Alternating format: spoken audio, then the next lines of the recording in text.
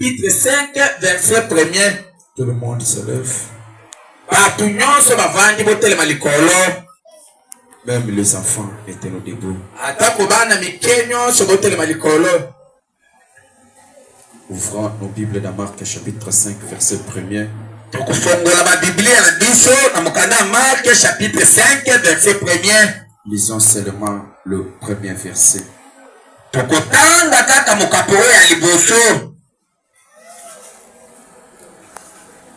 Bon, on limite même dans le 5e verset.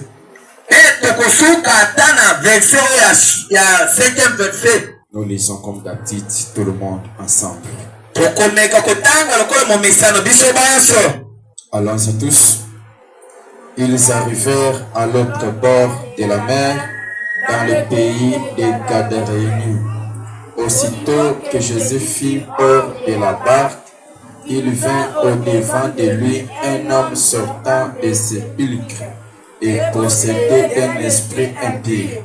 Cet homme avait sa demeure dans les sépulcres et personne ne pouvait plus le lier, même avec une chaîne, car souvent il avait le fer aux pieds et avait été lié des chaînes. Mais il avait rompu les chaînes et brisé le fer, et personne n'avait la force de le couper. Il était sans cesse nuit et jour dans les sépulcres et les montagnes, criant et se maîtrisant avec des pierres. Que Dieu ajoute les bénédictions dans sa lecture de sa parole. Je vous prie de vous asseoir. Et nous allons continuer avec l'interprète. Le 6e verset.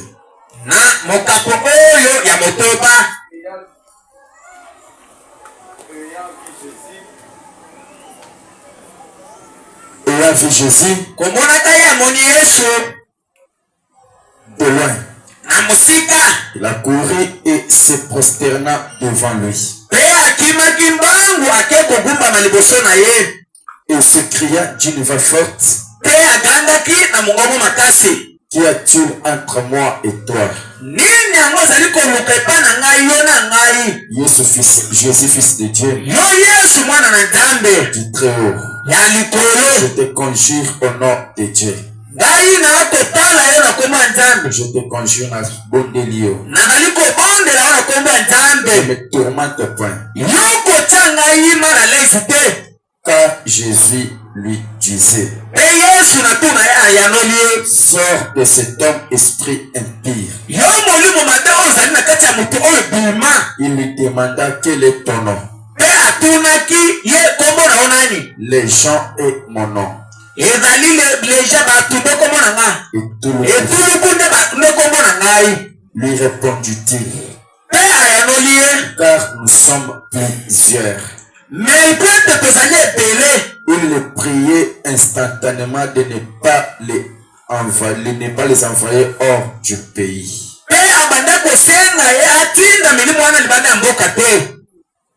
Les démons prient à Jésus de ne pas les envoyer hors du pays.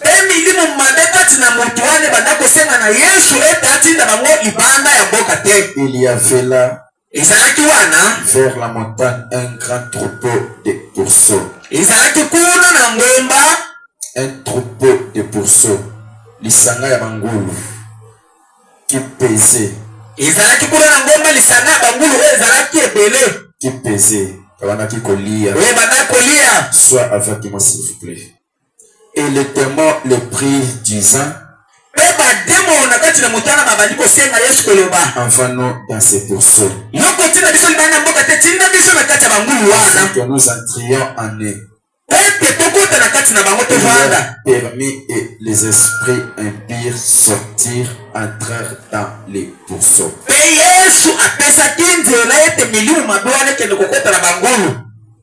Et le troupeau se précipita de pente en escarpé dans la mer. Il y en avait environ 2000. Ils se noyèrent dans la mer. bakendaki kozinda na mai. Que Dieu vous bénisse. Solo nzambe apambola bino. Amen. Amen. Toujours dans notre sujet à le réveiller Jésus. Kaka na litangi na biso pe likambo na biso kende olamusa Yesu. Aujourd'hui c'est le 4e journée. Lelo ezali mokolo ya minei ya mayangani na biso. Avec toujours la victoire. Kaka na elonga tokokoba. Je tiens à remercier le Tout-Puissant. C'est lui qui m'a donné la force de pouvoir me rester, de pouvoir se présenter devant vous. C'est lui qui m'a fait la grâce après avoir une longue bataille d'hier. Il m'a donné la force de pouvoir me présenter devant vous. Il sait qu'il y a encore une grande bataille aujourd'hui. Amen. Amen. Je tiens aussi à vous remercier pour votre temps disposé de venir nous écouter.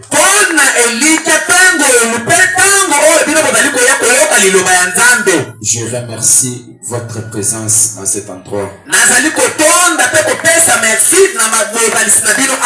Que Dieu bénisse aussi le pasteur Ben pour le soutien qu'il nous aide.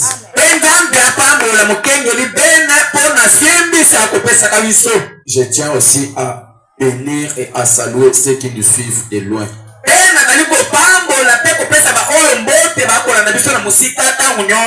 Partout dans le monde entier. Que le Seigneur Jésus-Christ, notre Sauveur, vous bénisse. Alors sans plus tarder, sans tarder, nous allons entrer directement dans notre sujet. Je tiens aussi à remercier le ministre de Dieu, que Dieu bénisse.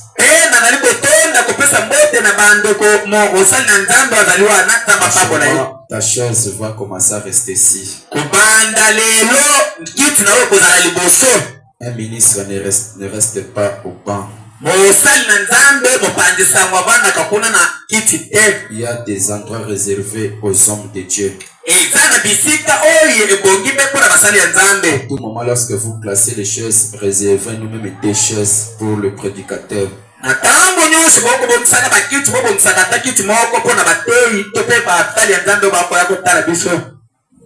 Au milieu de nous, Dieu peut susciter aussi des ministres qui peuvent quitter des bancs pour s'asseoir là-bas.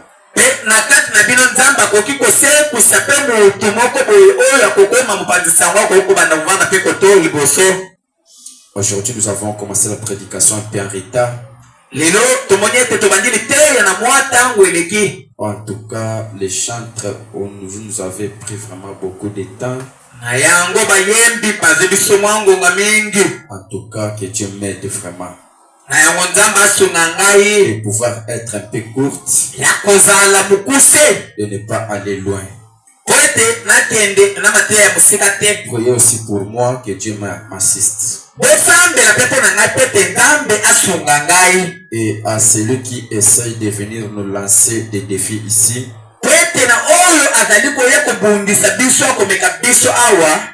que Dieu te bénisse aussi. Heureusement, on t'a déjà connu. Toi,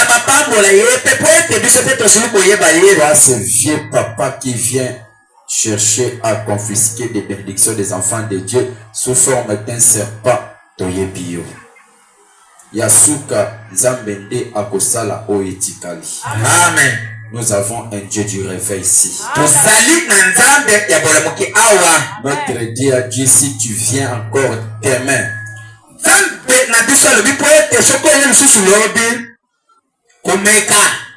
il va faire sortir des vases sous l'onction, sous l'esprit, jusque dans ta maison.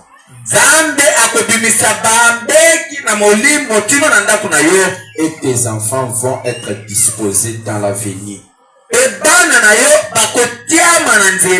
Alors nous sommes prêts à supporter, même si on nous jetait des pierres. Pour Jésus, nous allons accepter.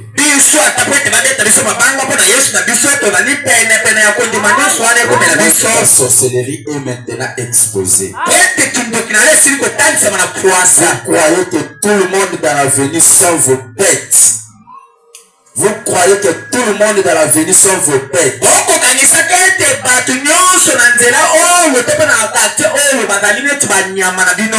Quelques personnes est votre instrument ici. Il y a des enfants de Dieu.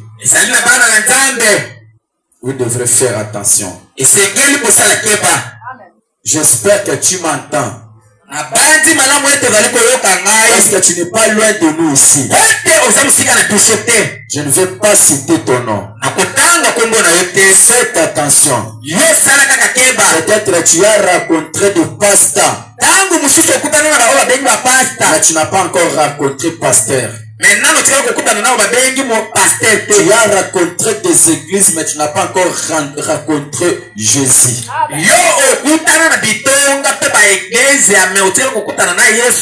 Je te donne une bonne nouvelle.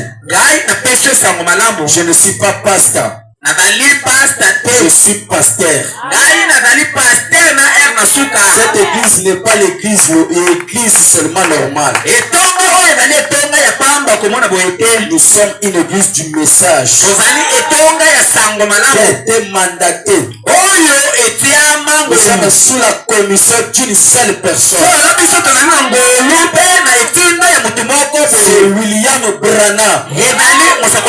Si Branham a vaincu les Indiens, il a vaincu les Sud-Africains, qui est-il toi un petit sorcier de cette vie? On va t'enterrer peut-être avant que 7 mois.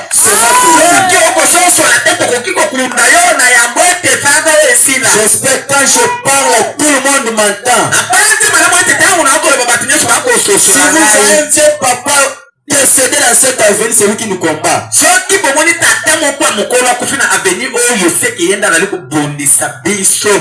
Amen. Advient qui pourra.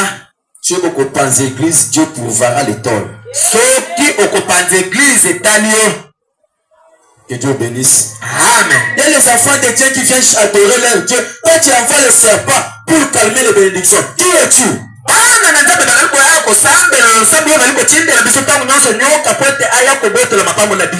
Heureusement ton serpent là où tu as eu, quoi qu'il se passe, vient de rencontrer la colonne de feu ici. Les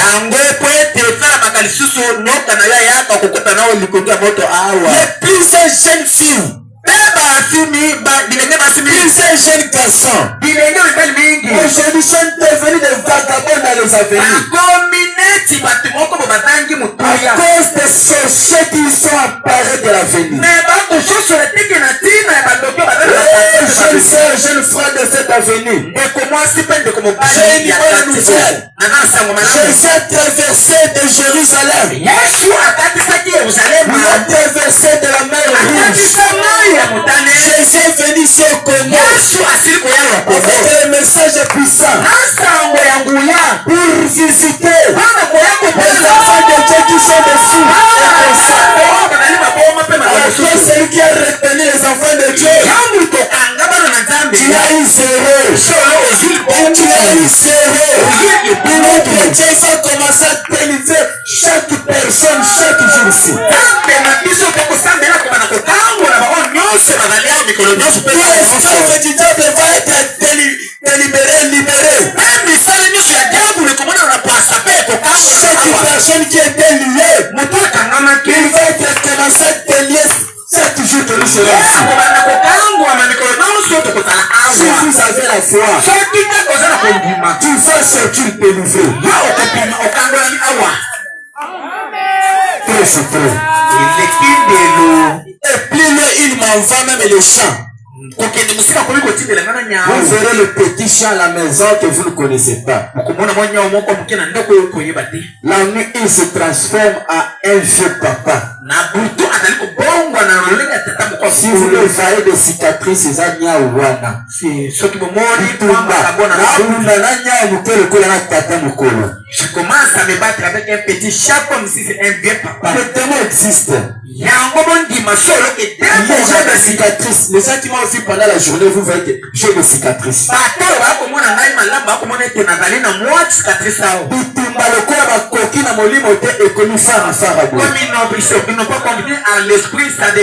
C'est comme si les choses qui nous vendent dans des séries, dans des films nigériens et tout consort. C'est ce que moi je suis en train de vivre. Et si mon Jésus les a vaincus à la croix, je défie tout le monde de ce quartier. Il ne peut pas me réussir. C'est moi qui dois commencer à confisquer chaque enfant de Dieu dans leur bras. Je vais commencer à leur confisquer ce qu'ils ont retenu. Pour finir, il faut quitter, il faut me laisser vivant. On va les enterrer cette année.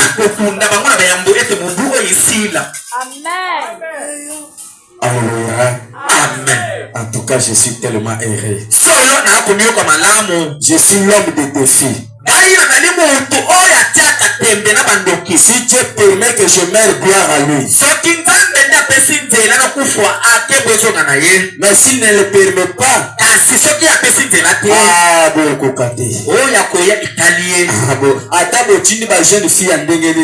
sais que vous commencez déjà à envoyer même des jeunes filles. Mais je veux vos jeunes filles là, comme des chicones exposées.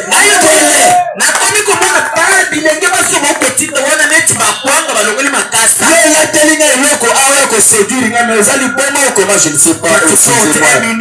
Pour venir me servir, c'était folle pourquoi. Séduire-moi. Va séduire d'abord Jésus. Amen. Je vous dis la vérité. Moi je vois les films ici. Mati, Akiti, Amati, Akiti, Atelemi, Acheboye, Mabe, Acheboye, Azikota Pasula, Ache la porte, nous sommes ce que tu n'as jamais monté. Ma soeur ne va pas être là dans ma solo. Ah, notre Jésus est merveilleux. Tout ceci, Dieu nous a parlé depuis l'année passée. Déjà l'année passée.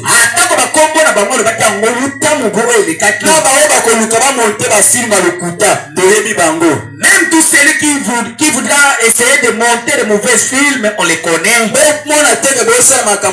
On vous connaît déjà depuis longtemps. Ne croyez pas que vous faites de nouvelles choses que vous ne savez pas. On a déjà 6 ans de bien avant. Quand je te vois, je me rappelle de ce que tu m'as dit. Nous sommes les gens qui sont conduits par les prophéties aussi. Moi, je crois aux prophéties à 100%. Moi, je suis croyant du croyant de prophéties.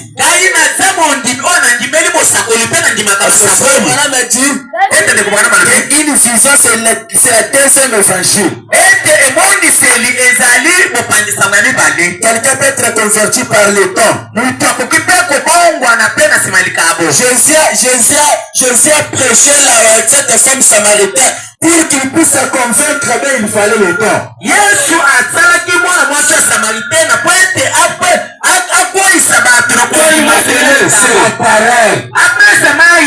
Peut-être si ceux-ci s'y connaissent, celui qui te demande de l'eau, c'est toi qui allais demander de l'eau vive.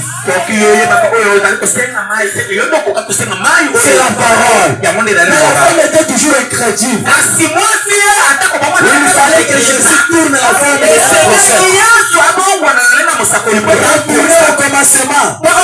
Il devait retourner au temps d'Abraham. Femme, appelle-le ton mari, appelle-la. Je n'ai pas de mari. Je le sais que tu n'as pas parce que c'est que tu as déjà tu dis la vérité. Il faut les prendre dans l'église.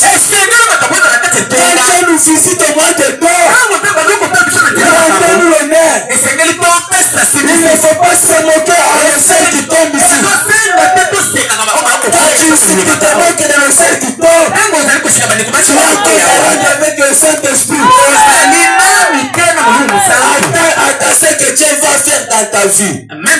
Dieu va faire dans ta vie. Et ne viens pas nous voir. Quand Quand tu demandes de nos sœurs qui dansent en esprit,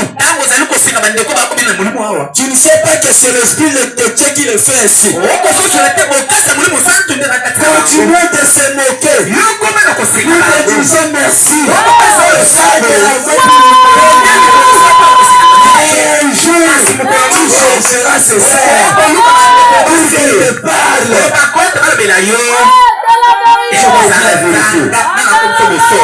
Bien placé. Yesu kabisa likamote.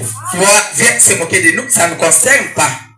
Amen, amen, amen. Et c'était l'écriture de Jésus. C'est l'histoire que nous sommes en train de parler, c'est de Jésus. C'est Jésus qui traversait la mer. C'est Jésus qui est le père de ce scénario que nous voulons parler ce soir. Est-ce que vous êtes là? Vous êtes là? Acclamez très fort pour la gloire de notre Jésus. Amen, amen. Jésus était là. Alors il avait une mission. Donc il était fatigué. Mais Jésus, la divinité, je vous ai dit que cela ne te fatigue pas. Parce que Jésus connaissait. Il avait discerné tel qu'un prophète. Là où il part, il y a quelqu'un. Surveillez-nous celui qui nous dérange là-bas.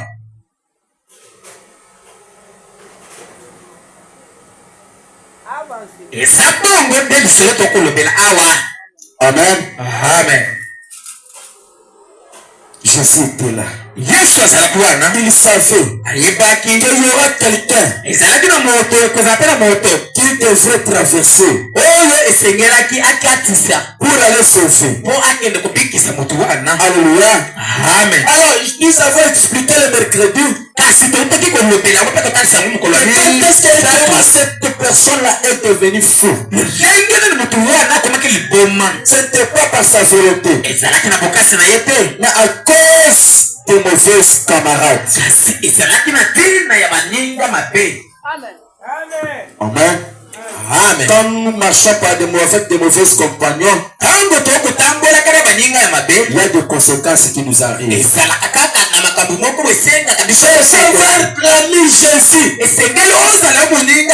Cherchez un camarade qui a le Saint-Esprit. Un camarade chrétien va amener un plus dans ta vie. Alors la personne là devenait fou à tout moment. Il devenait fou. Et point que dans le ciel il y a des chaînes. Les chaînes ne pouvaient pas supporter la force. Parce qu'il y avait plusieurs témoins dans son corps. Plusieurs témoins. Quelqu'un qui est possédé. On ne peut pas vous ne pouvez pas le lier à une personne. Quelqu'un qui est possédé. Personne. Il faut qu'il y ait une ou deux ou même 10 personnes. Amen. Amen. Et la personne là s'est retrouvée dans l'esprit Christ. Dans le cimetière. Parce que ce sont les lieux où les démons se trouvent. Que les démons aiment habiter toujours dans le cimetière. Parce qu'ils savent que dans le cimetière, il y a plusieurs personnes qui meurent sans Christ. L'esprit est en train seulement d'être questionné. C'est là où se trouvent les témoins. On a reçu un frère ici. Il nous a raconté ce qu'ils font physiquement pas comme ça. Il dit, si quelqu'un veut avoir beaucoup d'argent, il y a des marabouts quelque part ici que je ne sais pas citer. Ils vont vous déshabiller la nuit à 0,1. Vous allez quitter. Si c'est la venue vite, si c'est la venue Elite, je ne sais pas. Jusque dans le cimetière de Tchèque. Maman ne dort pas. Est-ce que vous me comprenez, mes jeunes sœurs? Et les frères quittent là-bas juste dans les rivières, dans le cimetière de Tchèque. Ils ont déjà l'habitude de coopérer avec les militaires qu'on place dans les cimetières. Et ils sont là pendant la journée. Si ils sont là pour laisser garde des cimetières, leur dit que vous allez observer. Regardez ici. Qui est décédé que leur famille pleure beaucoup. Il a laissé de grands souvenirs. Il était quelqu'un qui donnait beaucoup, quelqu'un qui avait beaucoup d'argent. Ou c'était un pasteur, ou c'était un docteur, ou c'était un avocat. Vous écrivez seulement le numéro de la croix. Dès que nous allons la nuit, nous allons faire les opérations. Je parle de choses que le frère lui parlait. Papa Ben est là à la porte, il peut témoigner. Maman m'a dit, ne dors pas. Si tu dors, je vais changer la chaise. Amen. Et ils sont là la nuit. Ils viennent 0 heure. Leur mission de faire quoi? Si tu étais pasteur, tu veux devenir pasteur physiquement. Ils vont partir là-bas dans la tombe d'un pasteur. Prendre l'eau qui sort dans le corps d'une personne. Et c'est que la valeur servir. Et c'est que le miracle que le pasteur faisait, celui-là aura cela double. Attention avec de l'eau qu'on vous donne aux églises. Nous ici, tu achètes ton eau à l'extérieur. Tu nous apportes ça ici. Si tu pars à l'église qu'on te donne de l'eau, c'est l'eau de cadavre. Sachez-le aujourd'hui. C'est là où il y a des témoins. C'est là où les témoins partent souvent. Enferme tout. Si nous arrivons là-bas, nous pouvons invoquer ce témoin. Le témoin sort. Il commence à causer avec lui. On creuse, on veut enlever le cercueil et la couverture. On a des seringues. On tire de l'eau d'un cadavre. Imaginez un tel frère. Il a déjà compté des démons à lui. Toi, jeune sœur, tu prends ton corps pour donner à une telle personne. Où est-ce que sera ton esprit? Miséricorde sur miséricorde.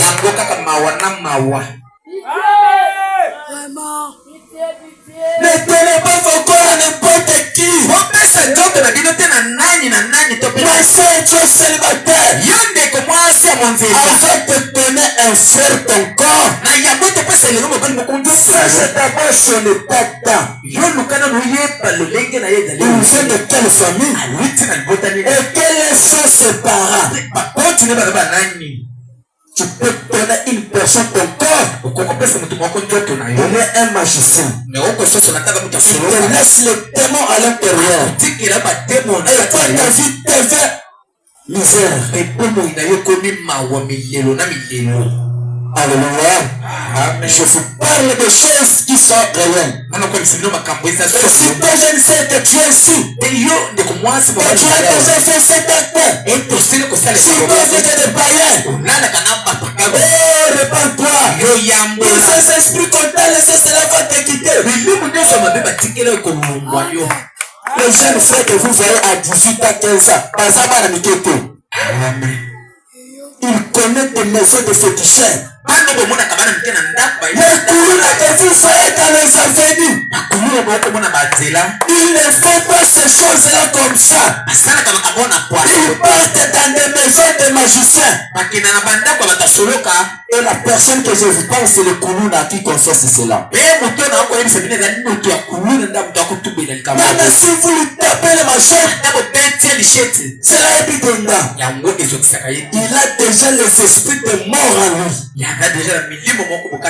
Oui, s'il te dit, s'il te fait, il te fait de loin.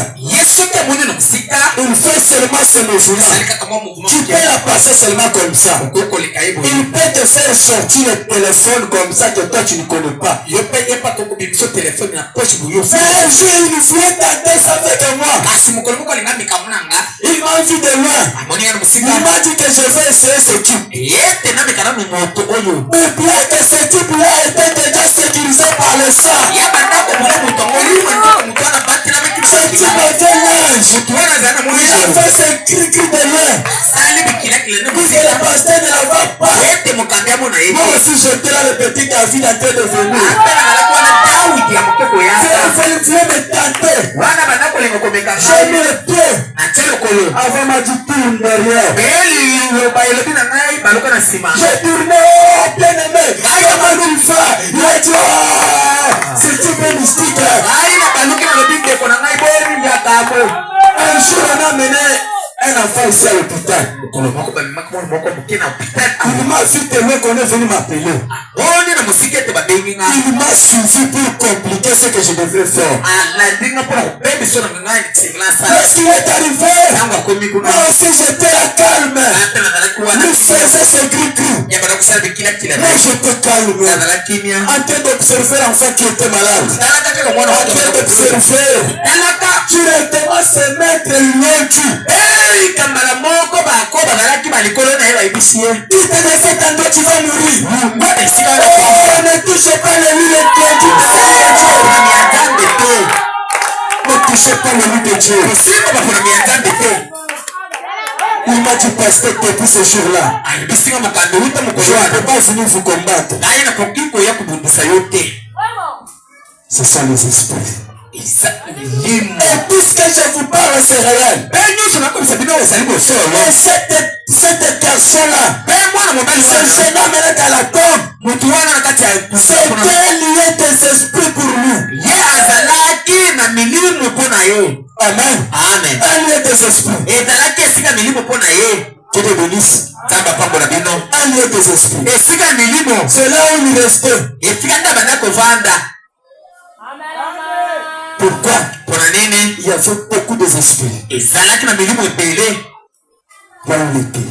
Et aujourd'hui, il y a beaucoup de gens. Et vous voyez que les choses n'avancent pas bien. Au nom de Jésus, esprit de semaine, je te chasse dans cet endroit. Je parle des esprits. Envoyer la distraction. Sors de cet endroit au nom de Jésus. On a ici celui qui est plus que Salomon. Il était là. Il était dans la tombe. En train de pleurer. Il n'a pas le temps pour te gémisse. Frère Branham me dit que les esprits-là venaient manifester le signe. Il s'est comporté bizarrement. Alléluia.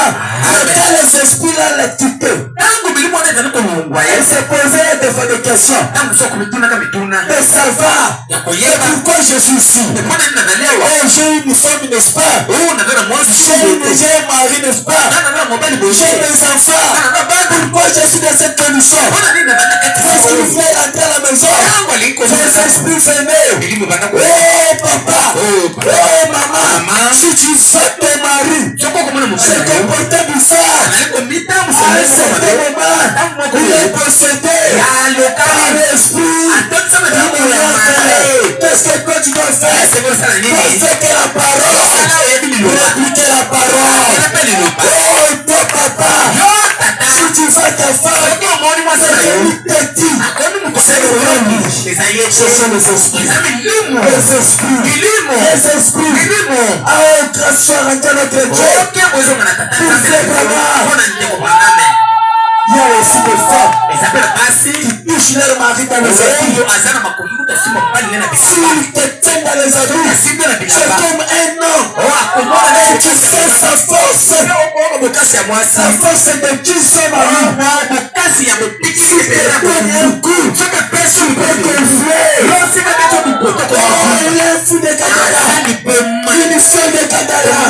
Alors toi, pareil, ne répliquez pas le coup. Vous allez tout abîmer. Garde tes distances. Jésus, lorsqu'il a rencontré cette fille, Jésus venait lentement. Ses frères venaient crier. Jésus était calmement. Le fils de Dieu. Il a regardé. Le fils qui est tombé. Pourquoi il avait rencontré celui qui l'avait chassé? Alléluia.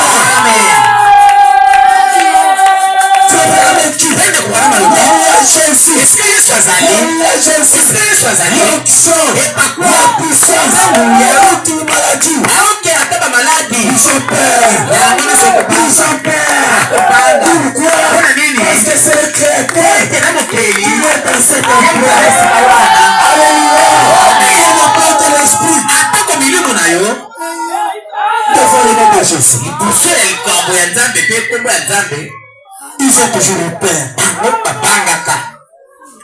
Amen. Amen. Ils sont tenus peur. Pourquoi?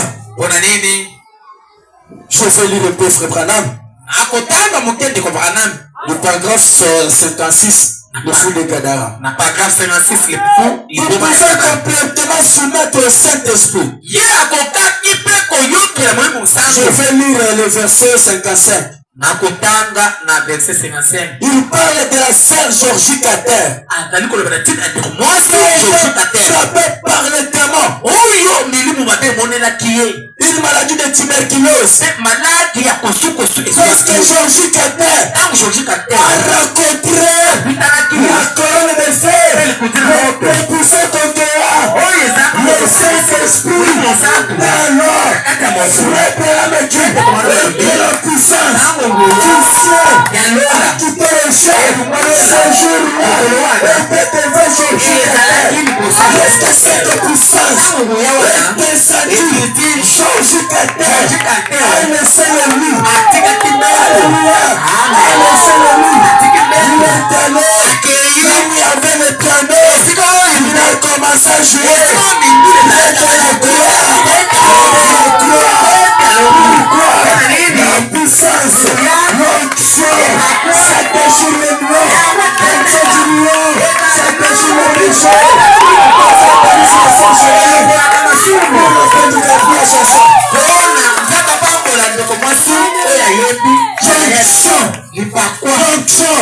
Ça déchire le péché, ça déchire la maladie, ça déchire tout.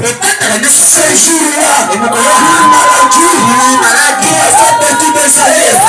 Lorsque cette femme, cette fille, a rencontré Jésus dans le loup, la puissance, la maladie a subi la puissance. Celui qui était là, ça n'était plus Branham, c'était le Dieu de Branham. La chair, ce soir, Nancy, Jésus. eza Yesu, C'est Jésus. eza Yesu. Jésus, c'est toi. La puissance de Dieu. Le péché. Soumettre. La puissance de Dieu. Il y a le feu. Il y a le feu. Il y a le feu. Le feu qui déchire le péché. Alléluia. Qui est cet homme? C'est Jésus. Un frère Branham dit dans le paragraphe 56, vous pouvez complètement vous soumettre au Saint-Esprit. Aucune affliction ne pourra vous retenir. Quand vous obéissez au Saint-Esprit, quand vous soumettez à la puissance qui descend, si tu t'abandonnes simplement, tu oublies les problèmes, tu oublies les maladies, tu oublies toutes tes le Saint-Esprit va enlever la maladie. Ce n'est pas ta main. La Bible a dit, ne demandez pas de main. Ne vous appartient pas. Aujourd'hui, mission de compilation. Aujourd'hui, il y a la puissance.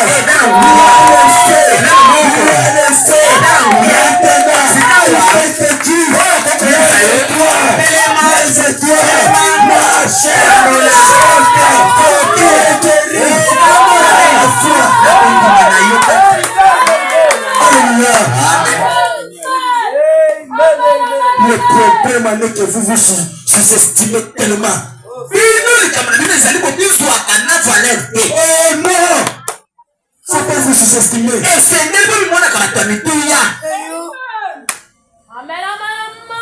C'est vraiment dit. Soumettez-vous simplement.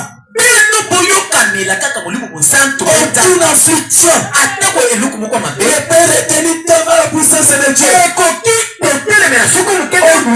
puissance de Dieu. Je dis bien. Même votre papa, il a tué tes grands frères. Mais toi, si tu es soumis à la puissance du Saint-Esprit, ton père n'a pas l'autorité sur toi. C'est toi qui vas le contrôler. Quand vous soumettez à la puissance du Saint-Esprit, la démocratie est belée. Merci cette joie qui te soumet au Saint-Esprit. Il est les barrières. Il est les barrières. Tu vas commencer à franchir. Qui est Dieu puissant? Le plus puissant. Le puissant que toi. Le Saint-Esprit de Dieu, il est ici.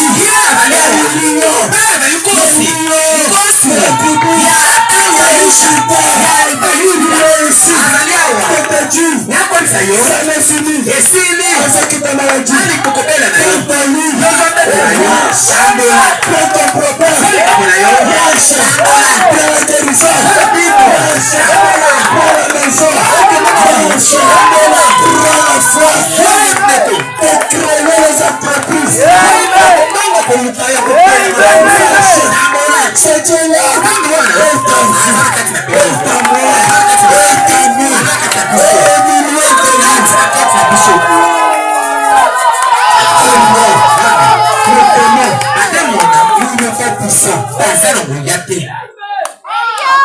Il travaille à l'aide de votre puissance. Alléluia. Lorsqu'il te rencontre pour faire qu'il a peur de toi, ce qu'il fait, il tremble devant ton Dieu. Mais toi, tu n'as pas la révélation de savoir que ce qu'il fait est en train de me grimacer. Il a peur de moi.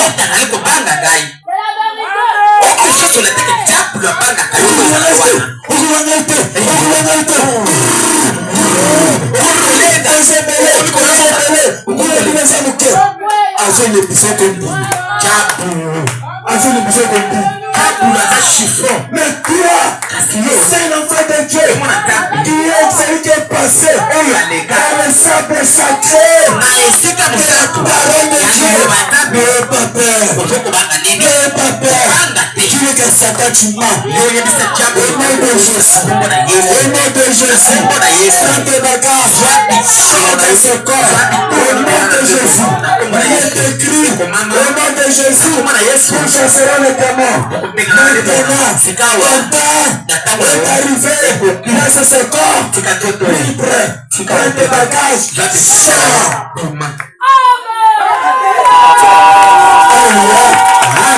Si vous abandonnez, qui vous métier, qui doit pouvoir, sans exception, et bien sûr, je vous dis la vérité, le pouvoir est en vous.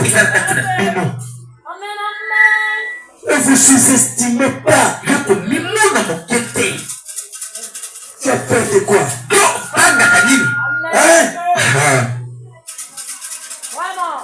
La Bible dit, vos ennemis vont vous aller leur piétiner.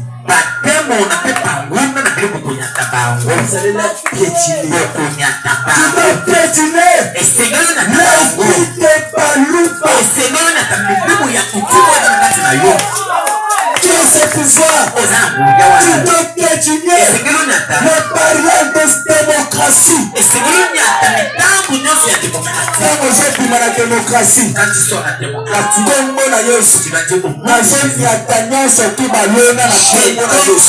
prends la prospérité. Et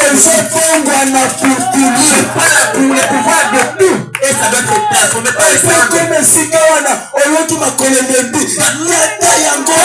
quelque part, tu sais que tes jambes se fatiguent, piétinent encore très fort. Retire encore.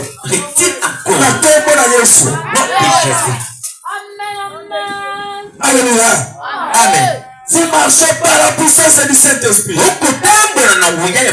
que vous êtes en bon état. Vous êtes guéri. Parce que vous donnez votre témoignage. Et tout le reste. Lorsque vous marchez devant Dieu,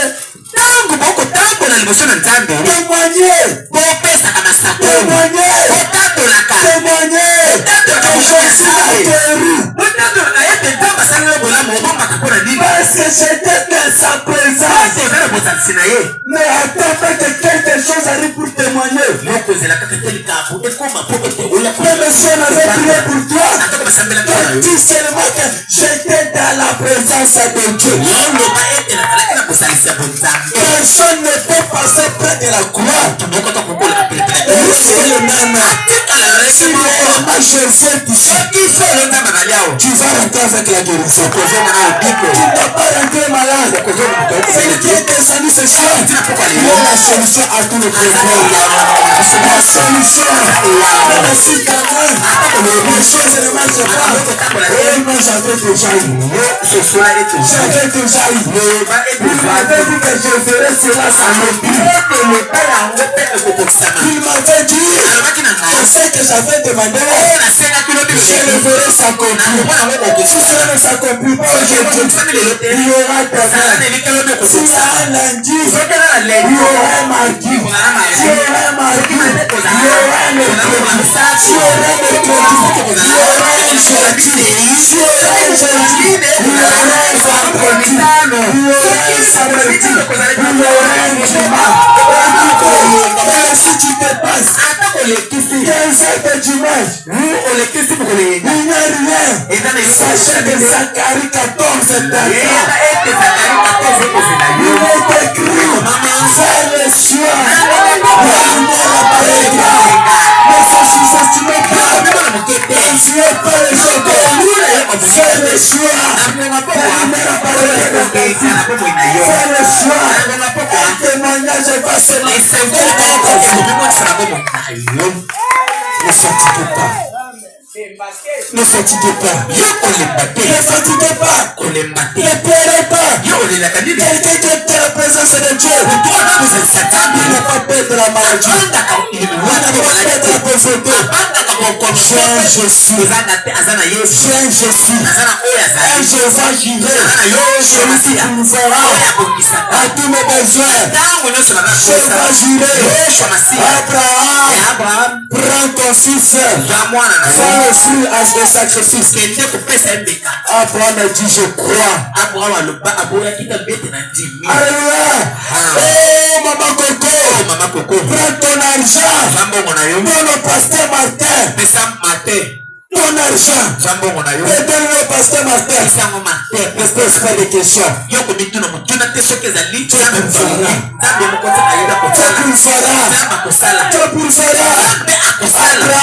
Abraham a cru. Il est arrivé au point d'enlever sa main sur son fils Isaac. J'ai vu ta fidélité. Regarde l'agneau. Alléluia. Toi celui qui a tenté Jésus. Toi celui qui a soumis aux tentations de Dieu. Écoutez, si tu avais donné il y a 10 000 qui t'attendent à côté. Il y a 10 000 qui t'attendent à côté.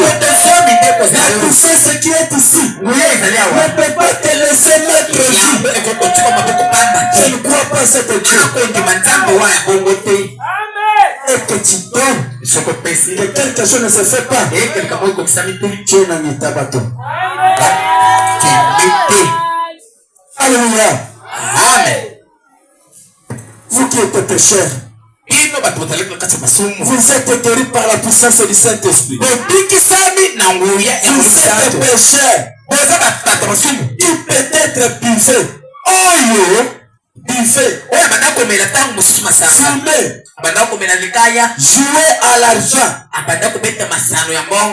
Et faites des choses semblables. Vous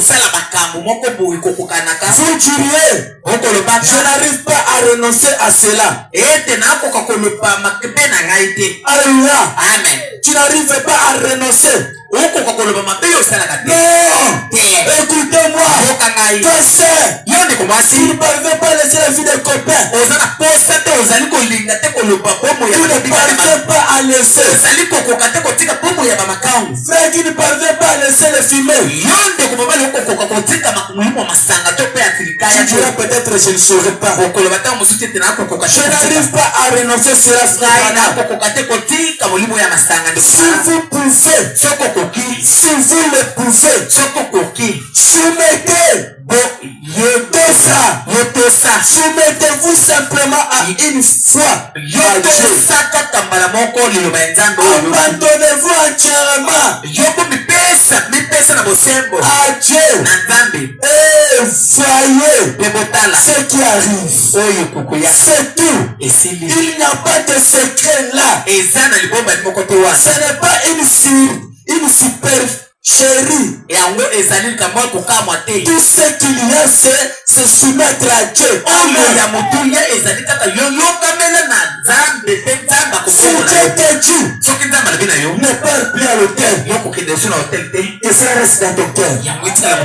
Alléluia. Hier on avait dit on avait dit non, hier à l'église on a dit qu'aller à l'hôtel c'est mauvais. Aujourd'hui je ne parle pas.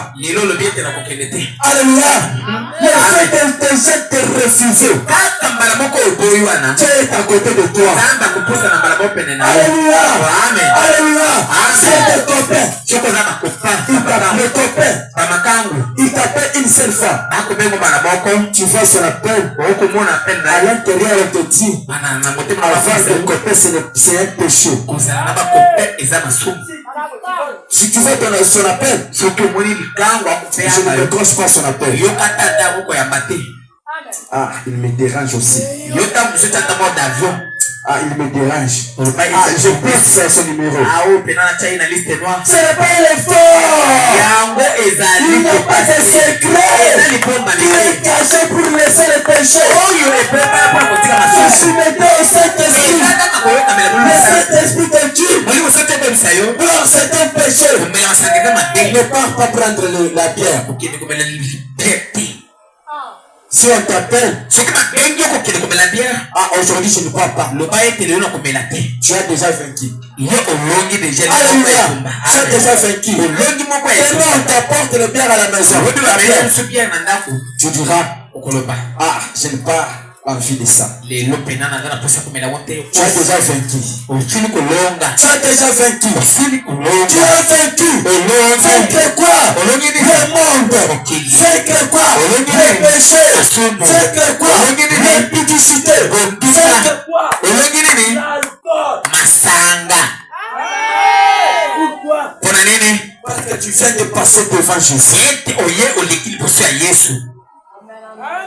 Alléluia. Amen. Nous avons la puissance ici. Nous avons la puissance ici.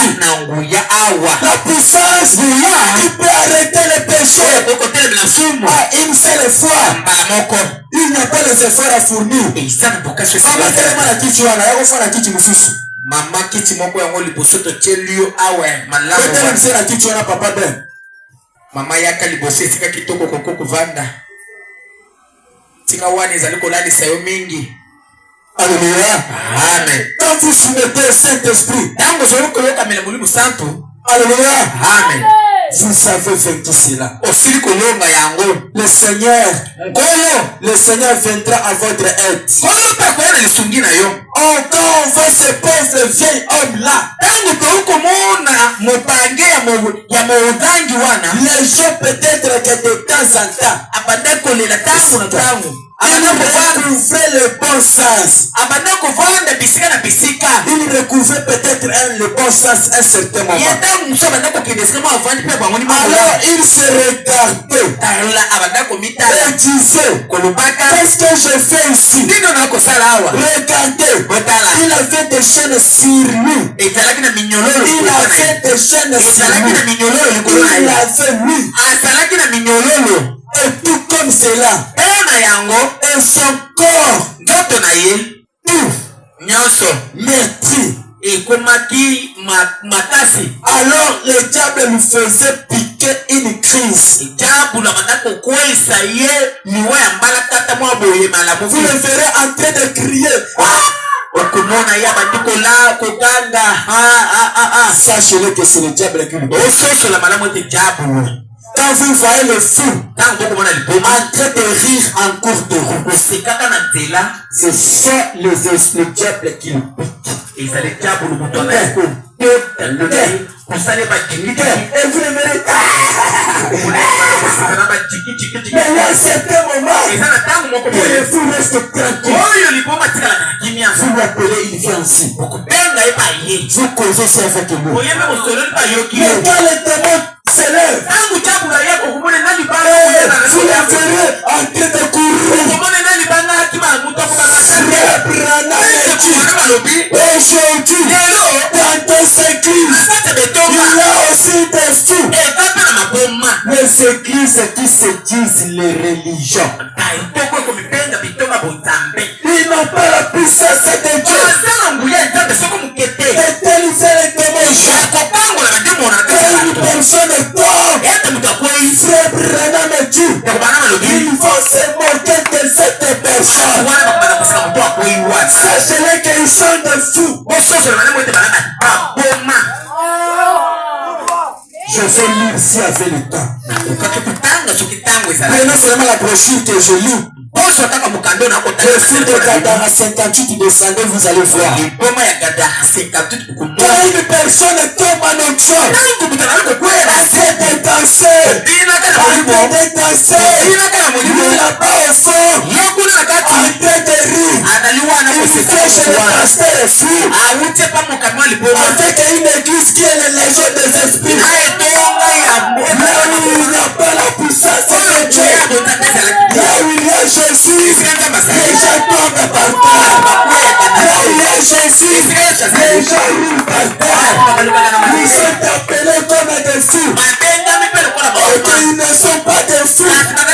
C'est l'Esprit de Dieu. Lorsque celui descend, quand il descend, il bouge. biso akoningisa biso akoningisa biso akoningisa biso ntango na la solution. akopesa yano La solution. akopesa yano Ntango lokatero ton corps nakati na pour biso sortir, akoloba il va bouger les assiettes, il akoningisa va bouger la télévision, akoningisa il va bouger les paniers, akobana il kodisa va faire des bruits, il va faire des bruits. Sachez-le que il libère la maison, il libère la maison. Mais les fous chrétiens, les fous pasteurs, Oseka. Kandi nasema alikana mabele. Église avec mapema. Une église de gens qui ne raisonnent pas. Alléluia. Chez nous ici, chaque jour, nous allons brûler. C'est Dieu qui fait ça. Mais ça fait que je fais. Vous le ferez aussi. Chez vous, à Jérusalem, il y a une église.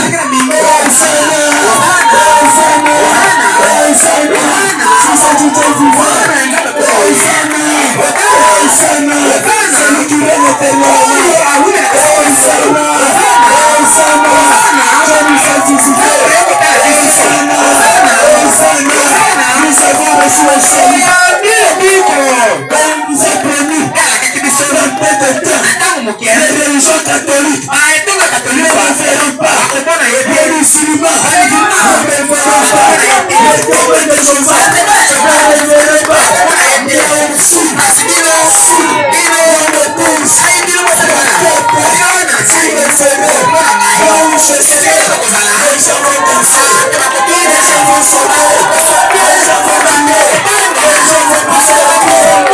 sachez que là où je suis, personne ne peut résister. Personne ne peut résister.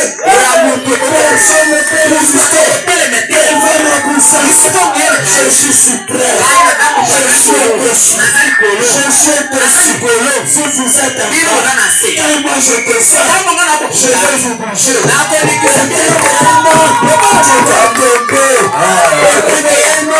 Tu vas sauter.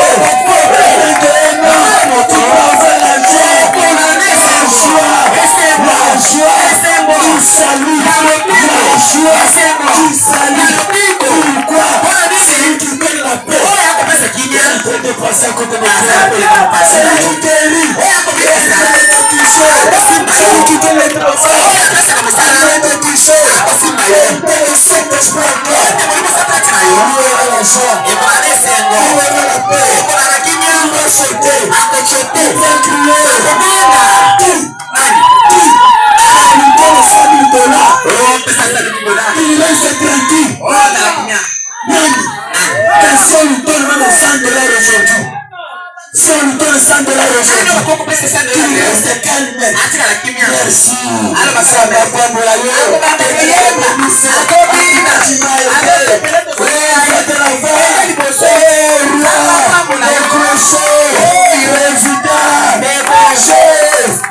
Si on peut faire cela aux hommes dimanche, qu'en est-il du Fils de Dieu? Qu'en est-il du roi? Le malade, tu dois te réjouir. Les enfants, tu dois te réveiller. Merci. Gloire à Dieu. Il nous a visité. Il s'est aimé. Le Fils de Dieu.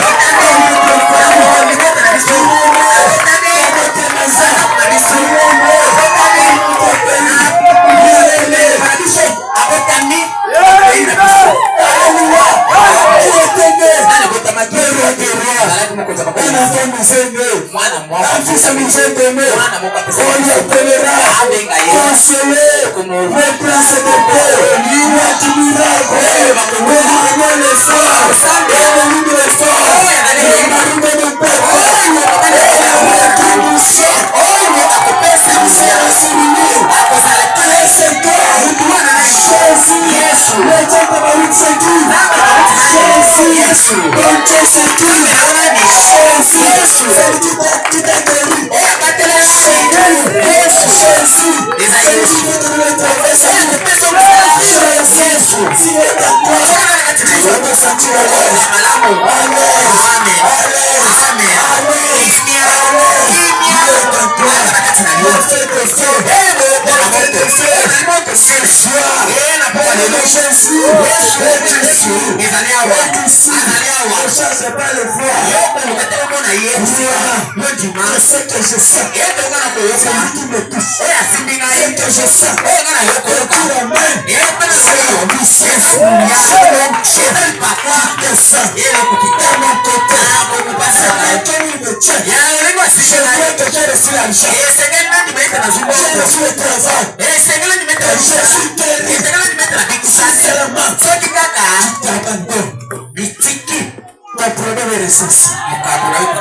si tu te lèves debout, tu deviens lâche.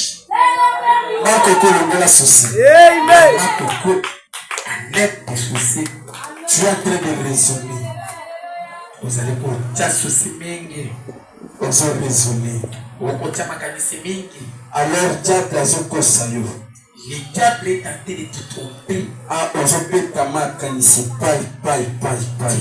Très déraisonné, t'es poche. Penses-tu que notre Dieu, on va le contacter de Dieu de la biso, peut te laisser comme ça? Si toi tu t'abandonnes à lui, oh, l'on est lancé le pâté. Alléluia. Il est tout. Celui qui détient tout. Le problème est chez toi.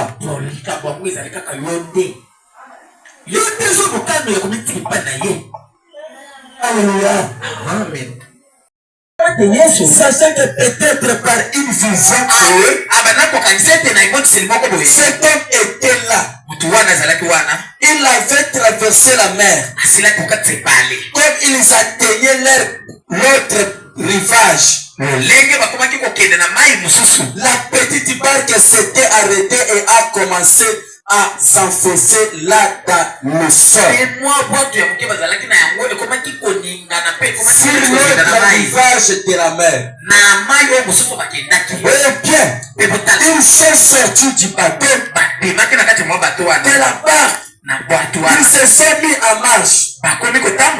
Et cet homme est sorti du cimetière. Le homme regardait où le diable le faisait traîner.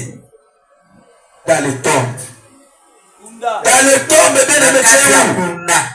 Sois ici, bien-aimé. Amen. Amen. Sœur Merveille est là. Pourquoi tu fâches? Tu penses qu'elle est en Galiema? Amen. C'était. Excusez-moi. Où le diable le traînait, le faisait traîner. Au cimetière. Et c'était un bon endroit où on trouve le plus souvent les démons. Au lieu de mort, c'est pratiquement pareil aujourd'hui, c'est la même chose. Il était là où il y a des morts. Il y a des démons aujourd'hui dans les églises de mort. Une église où il n'y a pas le baptême du Saint-Esprit. C'est le vrai de mort. L'église où on ne croit pas aux prophéties. C'est l'église de mort. Il y a des démons, des sorciers. Ils ne veulent pas qu'il faille quelqu'un se lever. On peut faire l'exercice. Quelqu'un, pas seulement à l'église qui est à côté des directions de Siforko là, l'église là que vous connaissez là. Vous connaissez cette église, oui? Il y a l'église, une grande église là-bas. Je ne vais pas citer. L'église catholique, c'est le Dangote. Hein? Quand le papa prêche, c'est l'effet seulement. Il seulement, alléluia, gloire à Dieu. Même le papa va laisser la prédication. Commence à chanter. Et tous ils vont regarder. Mais on vient se fou. Il a un problème. Amenez-lui à tellement. Parce que ils sont des morts. Là où il y a les gens vivants. Les gens vont crier. Les gens vont chanter. Les gens vont crier. Pourquoi? Les vivants. Les vivants. Pour faire moi. Pour donner la vie. Les vivants.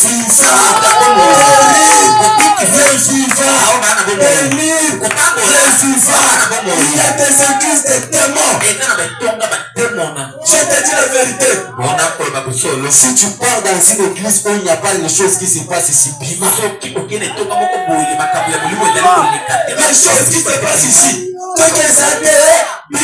choses qui se passent ici, c'est l'église des démons. Tout droit. Et quand le pasteur prêche, le prophète qui n'a quitté le corps la chose sur la marque.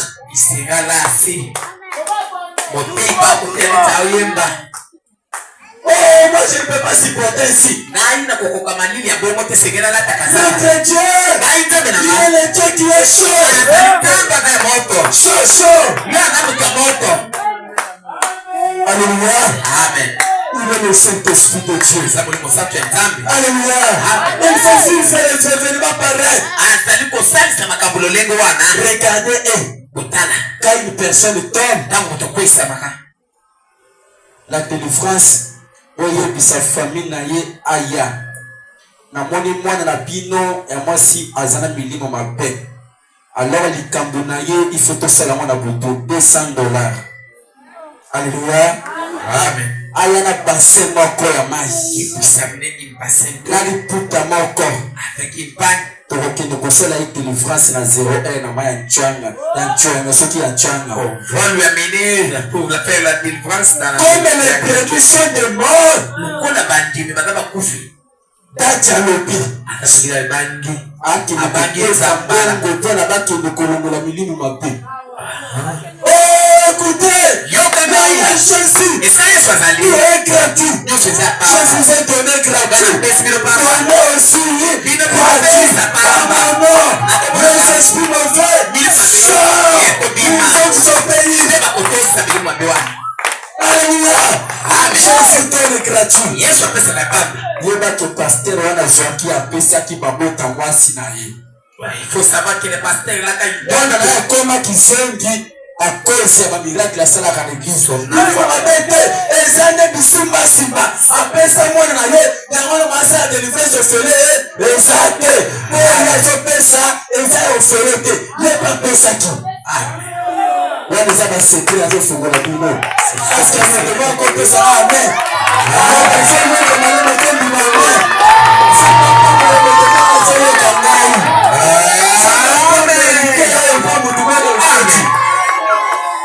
Alléluia. Jour moko na kofena kombo na yote. Pasteur moko. Papa père. Pasteur amoni na kelemi papa yaka. Le pasteur m'a dit que je me tenais là, il m'appelait papa. Toi, tu as beaucoup d'argent cette fois-ci. Toi, on connaît déjà dans ces quartiers. Le pasteur dans un moment mingi. Beaucoup de pasteurs parlent de toi. Toi, tu commences à consommer beaucoup de dîmes avec beaucoup d'offrandes. Je vous dis la vérité. Je suis Dieu de la chair. Moi, je me suis posé la question. Moi, je vais te parler de l'argent. Il m'a dit laissez de fraternité. Le pasteur était sérieux. Même au Cambiwa, dans la Kina, c'est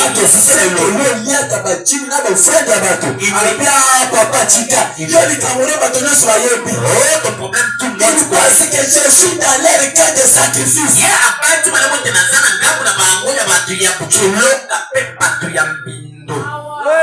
Il est reconnu dans ce quartier.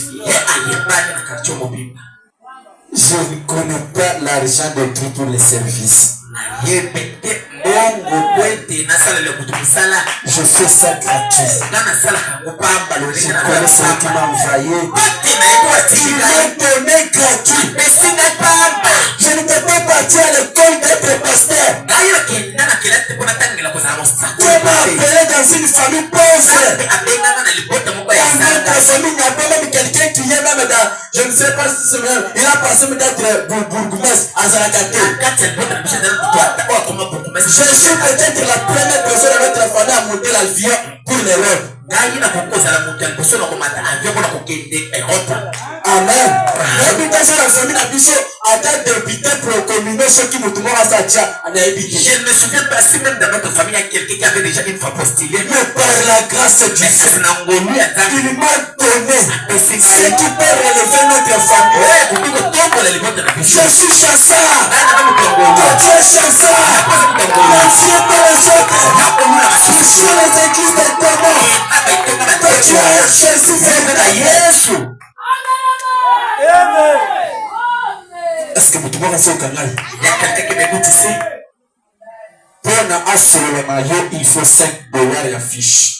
Pour qu'il puisse causer avec toi, les pasteurs là, il va te demander $5 pour les fiches. Offrande prophétique.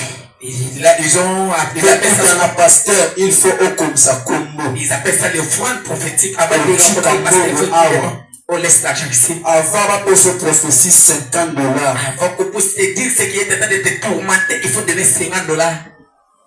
Ce n'est pas ce que Pierre avait fait.